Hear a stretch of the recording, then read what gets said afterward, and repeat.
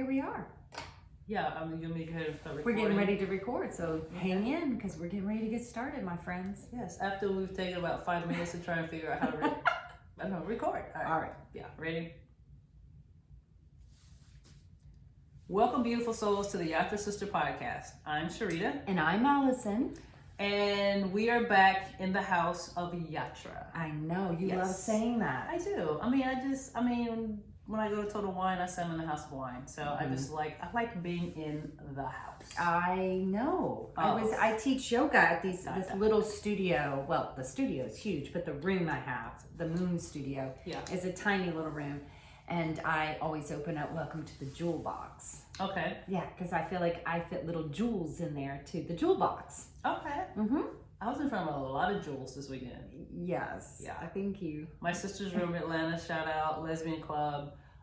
If there are any videos circulating out there of me on stage stripping to Genuine's Pony, it is legit. And that's as far as I'm going to go with that. I think that's probably best. Yeah. I'm going to the largest jewel box in the world on Sunday. What's your jewel box? I'm going to Vegas. That's a big ass jewel box. I know, Yeah. and I don't think I'm going to be stripping. But I mean, who knows? Because I didn't expect that to happen. So, I mean, I don't even want to ask any more things to questions. happen, I Allison. really don't. I know, it was so much fun. It was my moment. You know what I'm saying? A lot of times I like to ask questions. My Magic Mike moment. I think this is a moment I don't ask questions. Magic. And to the girl who twerked before me, and I was just on a stage like this looking at you, big ups to you. Okay, all right, that's it. Okay, that's it. So, what stays in Vegas, no, what happens in Vegas stays in it Vegas. should. As it should. As this conversation should end now. Okay. Okay. All right.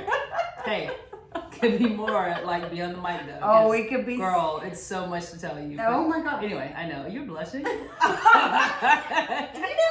I bet, really, if I had $5 to bet on this, your story is probably very, very conservative. I think why I'm blushing is that I know if that involved me, I probably should blush.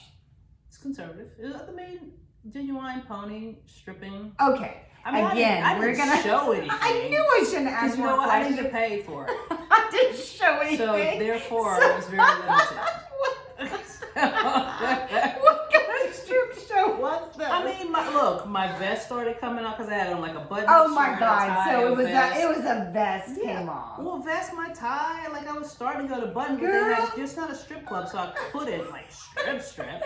But I danced to That is Genuine. taking some winter garments off. That is not It stripping. was like a suit vest. No, you thought I was like showing my. You said I am in a my lesbian club stripping. Okay, we gotta have a conversation because I'm so glad Allison said this about. People think gay and lesbian life is like on 10 all the time, and it's not. Even if you left out the word lesbian and you just said I was at a nightclub and I was dancing and stripping, I don't care about the gay or lesbian part. Yes. But when you mix the word nightclub and stripping. So when you think of stripping, you think of people getting butt naked. Well, because taking off garments because I'm hot is not stripping. No, I mean, look at Magic Mike. They didn't show their penises, but they took their clothes off. I had a feeling. I said $5. This was a conservative conversation. Yeah, I wasn't gonna like show my mom and my dad God givens up there. Like, it's just, I don't get paid to do that. However, okay, we'll stop. All right, we We'll need to get back on topic start here. Yes. Oh my goodness, this is good stuff. Yeah. All right. So now you've thrown me for a loop. Okay. But I know that we're here to talk about something important. Well, yeah. Yes. That was important. But yes, we're here to talk about other important things. Okay. So what I want to talk about is something that it does anchor in the counseling world. Okay. It has terminology that belongs there. But I don't want to have to keep it just in the counseling world. I think we all can relate to this. Okay. And it is the comment that we say, fine, I'll just do it myself. Oh, they can go a couple of ways. They can go a couple of ways. Okay. Tell me when you hear that. What do you hear when you hear that statement? Fine, I'll just do it myself. Okay. Sharita before self-improvement Mm-hmm. took it to mean, screw you, I'll just go ahead and do it. Mm-hmm. Mm-hmm. Sharita 2.0, after truly taking a deep dive and working on herself for several years, hear it as, I need to roll up my sleeves and do my work myself. Is how I hear, is how I see it now. Mm-hmm. Yeah. So the first one felt like no one's going to help me, and so I'm pissed. The second one was I'm proud to do this myself, and I want to do it myself. So one has pride, has worth, where the first one maybe didn't have worth. Well, the first one is like, fuck it, I don't have time for you right now. My life is moving so fast, so let me go ahead and do it myself. So it wasn't like I was disappointed in anybody or I didn't think anybody was going to help me. I was like, fuck it, I know what I'm doing. I'll just go ahead and get it done myself because I don't have time to wait for you. Okay. That was my take. Okay. Yeah, but the second one is more of, I want to grow as a person. Mm-hmm. I want to be a better version of myself every day. And in order to do that, I have to, if I want to be a better version every day, that means I have to work every day. Mm-hmm. So fine, I'll do it myself. Mm-hmm. Yeah. Okay. So what about you? Wow. I'm like you. That could go 3, 4, 5 different ways. Mm-hmm. One of the ways I think I hear it is what I said in the counseling world. There's a terminology that was introduced to me. It's called hyper independence. Okay. And it derives from a place of trauma. It's a survival mechanism. And so where that came from is throughout your life, you may not have received help that you needed probably in childhood. Maybe you were neglected. Maybe it was an abusive environment. Maybe it was for poverty reasons. There's so many different variables that may have required you to have to take on too much too early in life. Okay. And so in that process, you have found that there is no one, there's no Calvary coming, right? And so fine, I'll do it myself, is that you've learned if you wanted help or you asked for help, no one came. And it may not have been for financial, it may have been emotional. You may have had parents that you said, hey, here's my needs, here's my wants. Now, of course, let's say you're 8, you don't know how to say it, like I'm a 38-year-old. You may have been like, just with your actions or your needs, you thought you were being clear, and your parents didn't meet you. They didn't meet you in your emotional needs. They didn't meet you in your emotional wants. Okay. So over time, you start to learn, screw it. I'm not going to go out there and ask people for anything. I'm not going to ask for a hug. I'm not going to ask for a compliment. I'm not going to ask for something. Screw it. I'll just do it myself. Okay. So there's that part of it. I think a lot of individuals that endure trauma understands what I'm saying in that regards. Mm-hmm. Because it's scary to be vulnerable. It's very scary to go out and say, hey, here's my need, especially if you've tasted not receiving it back. Then it becomes humiliating. It's like a reinforcement that I have no worth. So why put myself back in that situation again to where I go and ask, they're not going to give it to me. So now you just reinforced again, I have no worth. Okay. Fine, I'll do it myself is I definitely have experienced what you just said. Oh my God, you're going to do it wrong, not quick enough. You're not going to get it done in the timeline that I need it. So I definitely pull on that one as well. Mm-hmm. Understand that. Fine, I'll do it myself is when you do ask somebody and they give you a lot of gruff. Ugh, what, when? Fine, you know what? I think that still falls what you said. You're not going to do it in the timeline that I need it. Mm-hmm. And then I love what you said about the last one, because I definitely think in my life I've experienced that many times. I want to do it. I want the pride. The pride of doing it myself feels so good to look back and go, oh, wow, I did that. And I did it on my own. I love that sensation. As long as it's not as in exchange for wearing myself out. Okay. Yeah. Okay. Okay, so I gave a lot there. Yeah, as usual. You did. I love words, obviously. I like to, for your 5, I like to say 65. Wordplay. It's tattooed on my wrist. Wordplay. Like, yes. Like, I'm just. I know. Do you know no one will play Scrabble with me and my family? Yeah, I'm not the one. I don't like them like that. Oh my God. No. I am a Scrabble queen. Mm-mm. Like, Scrabble queen. And no one, I have to beg people to play with me. Yeah. I think Carolina's beat me one time. No. But I had some alcohol on that one, so. I played my best friend Renee one time. Mm-hmm. Renee, if you're listening, stop laughing. I got my ass kicked. Oh my God, does Renee love Scrabble? Oh my God. Maybe me and Renee need to play Scrabble together. Have at it. I mean, I love it. I love it. Mm-hmm. All right. So let's go back to fine. I'll do it myself. Yeah. I think I struggle with that, and I'm going to be very vulnerable. I struggle with that. Okay. Because I happen to relate to the individuals with the trauma. Mm-hmm. I happen to relate to a childhood where there was a lot of neglect. There was a lot that had to be done on my own. I do believe I tried to ask for help, but it wasn't available. Not to blame anyone. Mm-hmm. We forget sometimes our parents are also adults going through their own struggle, and I just don't think there was an emotional reserve to give to me. There wasn't anything extra to give to a child. It was already in a negative gas tank for themselves, let alone to give to a child. Okay. And what I think is so interesting is as I've gotten older, when I've explored this, I realize fine, I'll do it with myself is one of the most dangerous situations to put yourself in. Because if you start thinking, fine, I'll do it myself, what you will find is you build a fortress of, I can do this myself. But in the end, you're very alone because you have not invited other people inside of that fortress with you. Oh God, very true. I'm just now getting to a point in my life where I see the importance of community. Have been blessed to be a part of a writing group more recently with some very talented and amazing ladies who enjoy writing and is just as passionate about writing and creating projects as I am. So before I would write alone, and I'm totally fine with that. And some things you should write alone. I mean, but now, and I was just telling them the other day, now that I see the importance of community and not doing it alone, there's so many more benefits when you're able to open yourself up and allow that to happen. Because like you said, when that happens, when you start to let people in that you learn that you can trust over time, that's very important.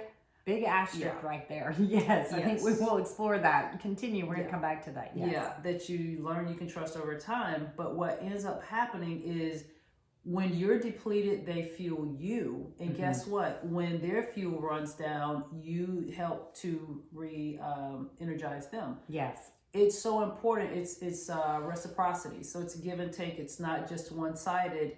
Your creativity is better, your mental health is better, your outlook on life gets better. And so it's been so valuable to me that I was like, before I didn't understand the importance of community because I think I was just trying to build my life so fast with, you said for you, this kicked in, fine, I built myself, kicked in your trauma because of your youth, your youth. Mine happened when I found myself unexpectedly divorced, taking care of 3 sons, 3 boys with no education and no work history, and being moved back home 740 miles to my father who was dying from lung cancer. And I'm in the same house with my father, with my mother, and just going through all this at one time. So it was, I don't want to burden the people that I love because they don't have time for this shit. So fine, I'll do it myself. And I also knew I needed to learn it very quickly, and I didn't have time to go ask somebody. I had to do it myself and learn quickly because I had 3 people that were responsible for me. So yours happened in your youth, mine happened in my young adulthood. But it's still detrimental because what it did was it caused me, like you were saying, to create this environment where it was just me. I was like the Lone Ranger and giddy up and going and not realizing that I had left everybody and everything behind that I loved. And you, at some point you look around and you're like, I am lonely as fuck. Correct. Like, where are my people? What happened? And no one is anywhere to be found. Correct. Yeah. And I think when we are in this hyper vigilant, I'll do it myself, that is exactly the formula that the equation ends in, is you look around and say, okay, well, yeah, I did it by myself, but now I'm alone. Yes. And where, exactly what you just said, where are my people? Where's my support system? Because I'm getting tired doing it all by myself. I'm getting so very, very tired. Yeah. You said a couple of things that I wanted to circle back. One of the things you said before we go to the right people is you said, I don't want to be a burden. That was something we didn't bring up. Fine, I'll do it myself. I think there's a lot of us that believe if I ask, I'm just going to be a burden to someone. They don't really want to help me. Correct. I'm not really on their worth chart. They're already busy enough. They have enough to do. So there's a guilt a lot of us live with that I don't want to ask for help because, well, it's wrong. They have a life. They're living their life. Like, why should I slow their life down because I can't figure my shit out myself?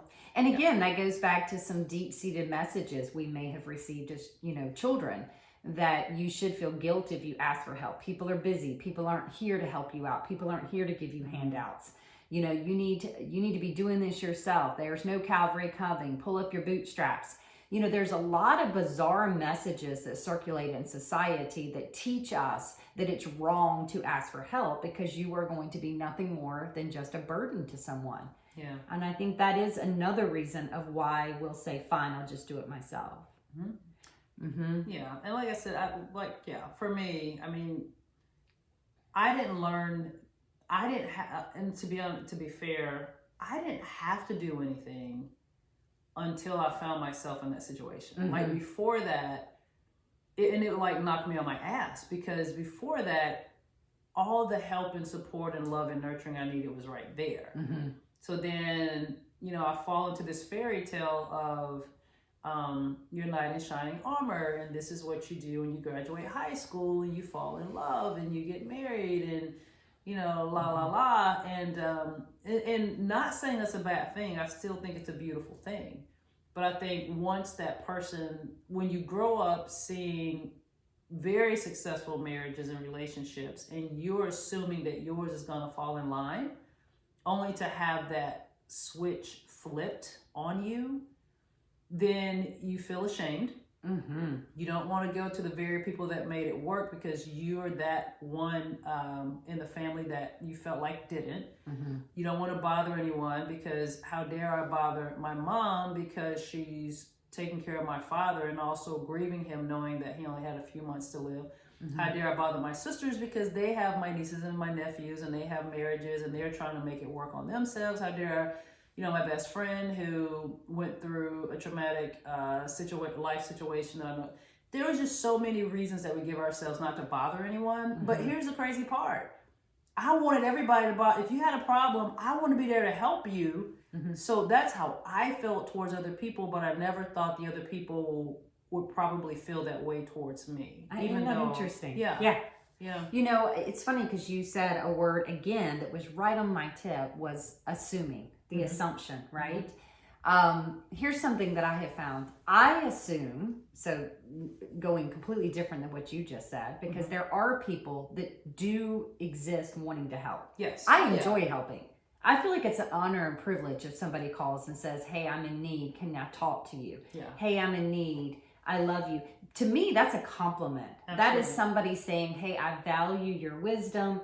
I value your take. I feel like you're compassionate. I feel like you're empathetic. You're safe. You're secure. So I take it, and I trust you. Yeah. I take it as a compliment when somebody says, hey, I need help. I am like, absolutely, I rise. Yeah. Sometimes I make the assumption that other people are like me, and that's not the case. No, that's very true. And so I will ask for help and find these individuals having no interest in wanting to help. They don't take it as a compliment. And that does a jujitsu in your brain, which can start shrinking you down to a smaller and smaller and smaller entity to where you start to learn, I'm not going to ask for help because when I do, here's the response I receive. So I think we need to be very cautious of who we allow in our community. Correct. Yeah. We need to be very cautious of who these individuals are. And that is, actions will show you that. Building rapport and trust will help you with that. And then once you've got that support system, it does become easier to ask, hey, help me out. But I think a lot of us struggle, we're out there with not healthy support systems. Oh yeah, that's number one. I really think, I think that's that's number one. First, we got to build healthy support you systems have to have for this to even happen where we're going in this podcast. If we don't have a healthy support system, the next things that we're talking about isn't going to work. It's not going to work. But yeah, I what you said makes so much sense, because when we're in that point where we're reaching out to people, a lot of times too, we can project who we are on other people. So what I mean by that is I tell my sons all the time, people are not like you. Everyone is not like you. And what I mean by that is I know from a family perspective, the values that they were around. I knew how they were raised. I knew what was instilled in them. How far they carry that out, it's not up to me, it's up to them. But what I try to remind them of, you will give the shirt off your back for your friends. Not all your friends will give the shirts off their backs for you. And that is okay as long as you know how far that shirt is raised on your friends. So if you know your friend, you're only going to ask to a certain degree because you have an understanding of what that friend is willing to give. It doesn't mean that if they don't give as much as you, it doesn't mean that they're wrong or it's not good. It's just that you've taken the time to get to know them, to know how far you can go with them, what you should ask, what you shouldn't ask. And I think a lot of times that's a lesson we have to learn very on. I call it reading the room. I used to tell myself, read the room. Does the room say, hey, come on in, it's inviting, I'm welcoming you, and then you can fully be yourself? Or does the room say, okay, you take one step in here and then you stand still because this is as far as we're going to allow you to go? So building that strong support system is important, but even as you're building that strong support system, knowing who's in that room is going to be so important, because that very person that you let in could destroy you. And that very person could be the one person that make you go from being vulnerable and open and trusting to being closed off and shutting down and saying, fuck it, I'll do it all by myself. And I'm going to show you, I'm going to prove to you, I don't need anyone. And sometimes one person can cause that to happen within us. It doesn't have to be a lot of people. One person can come in that teaches you that lesson. And that's a hard lesson because it's going to send you off into the middle of nowhere. Yeah. Brene Brown says this time and time again. She's the queen of shame and vulnerability. But I love and this hit home for me. Like, this was one of these sentences I heard her say that literally was a game changer for me. And she said, we need to learn to be vulnerable, but not with everyone. Correct. And let me tell you, that was a game changer for me. Like, I'm going through life with this big, open, compassionate, empathetic heart, vulnerable, and then wondering why my heart isn't being cradled in the same regards with everyone, because you don't need to be vulnerable with everyone. You shouldn't ask everyone for help. You need to know who the people are that matches that, so that you can become community driven, connection driven, compassionate driven, opposed to getting to where you just said, fine, I'll do it myself. And you're going further and further and further into your fortress of loneliness, resentment, sadness, anger, shame, guilt, all of these things that start to really attack your self-worth when you're in the wrong communities asking for help. Oh, absolutely. So I think the first and foremost is, if you have been asking for help in the wrong communities, wow, no wonder you've cultivated, fine, I'll do it myself. That's your first step. Your first step is to pull all the gates up, pull all the bridges up, reassess take some inventory before you put the bridges down. But then once you put the bridges down, here's the next thing that I find very interesting. So the other day I was taking a shower with my husband. This is intriguing, but I was. I mean, and you talk about stripping at a lesbian club. It was not scandalous. It was very utilitarian. Oh my God. Okay, I'm dead serious. We take showers all the time that literally is not even speaking. It's just to save water. Like, wash my hair, you're washing your hair. I hear you. I know. I do. But I'm so skeptical right now. Like, you ran me under the bus and you're talking about two adults taking a shower together. I know you didn't have your clothes on, right? No. Okay. But literally, we will take a shower and it'll have nothing to do except simply, literally, like brushing teeth. That's all. I was just And I'm in the shower, and I have been feeling very sad for a couple of days. I had. I oftentimes say, sadness is alluring, and if you're not careful and grab its hand, it will pull you in for quite some time. And then gosh, that sadness, it was so alluring, I accidentally took its hand, and I need to let go. I want to come out. Okay. And I'm taking a shower, and I'm thinking to myself, I want him to hug me. I want him to hug me. But I wouldn't ask. I stayed quiet. And I'm in my head actually having this conversation going, Allison, then just ask for a hug. And I'm like, no, that's stupid. You shouldn't ask for a hug. In the shower? It's so dumb, Sharita. I'm being very vulnerable here, okay? Okay, I'm sorry. Do not be the wrong person in my community that makes me feel bad. I'm not bad. I'm so sorry. Okay. My point is, when I got out and thought about it, I'm like, how many times we go through life where we don't say what we need or we want because of a shame feeling, or I don't know, a non-worth, or maybe it doesn't have that much gravity to it, is we just don't ask. Which led me to start thinking about a client I had later that week, which was about Valentine's Day. Okay. And it was, I didn't get anything for Valentine's Day. My question was, did y'all ever discuss Valentine's Day? Is that something you both cherish? Her response was, it's Valentine's Day. And I'm like, well, did you say, hey, Valentine's Day is an important day to me. It's a day I really like to get, I want to go out. I like to get dressed up on that day. I like to get flowers. And like clockwork, this sentence. This sentence. We've all said it. If I have to tell them, it's not worth it. Yeah. And in my mind, I thought about that shower thing. Yeah. That shower thing hit me. And I'm like, but people aren't mind readers. No.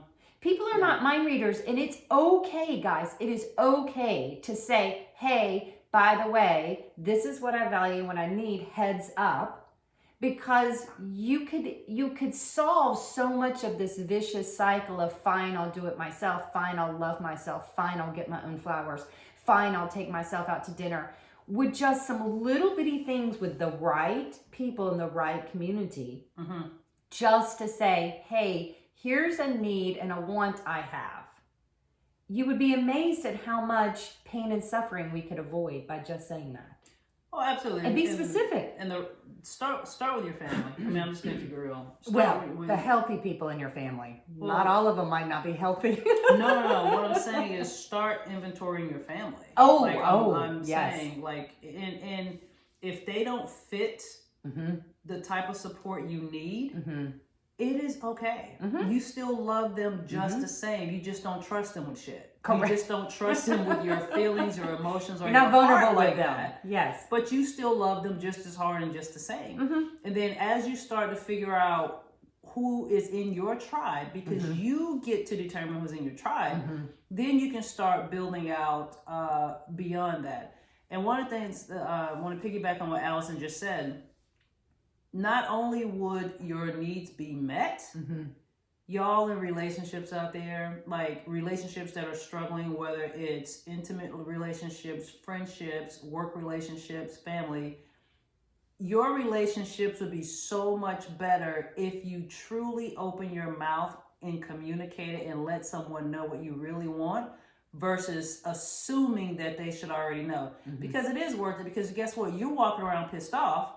Well, 9 times out of 10, and I do put myself in the we category, we're looking at you like, okay, what's wrong with her? You're throwing yourself in the men we category? I mean, pretty much, because I'm like, well, why you didn't just tell me? Because speaking in the female category, men are notorious of doing this.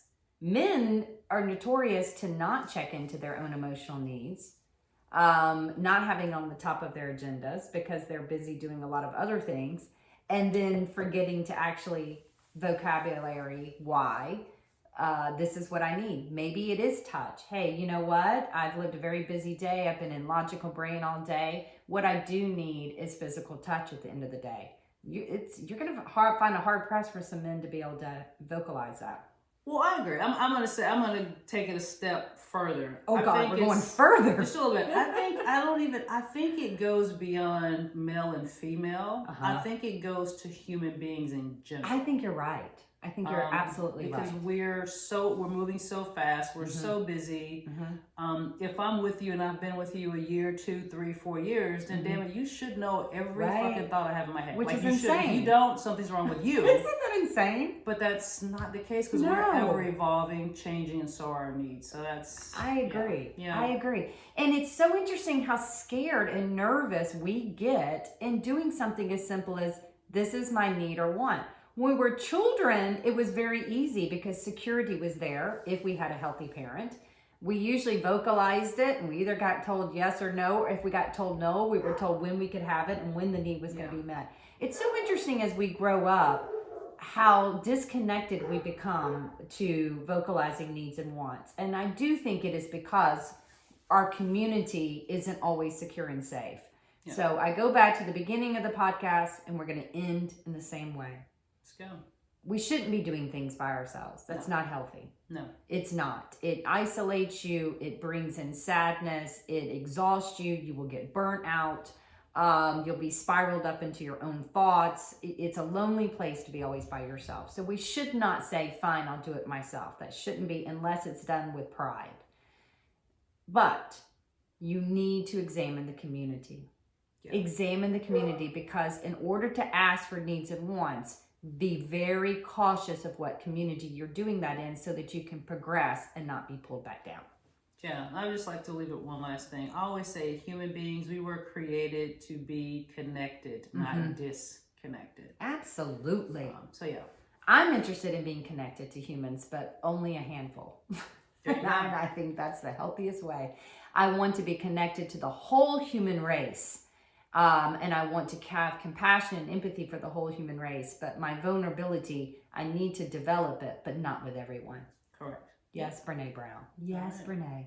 Right. Okay, well, I guess we just wrapped that up, didn't we? We did. Okay. We did. Then I guess to that we say, Amen. amen. I'll keep it rolling. You're going to keep it rolling.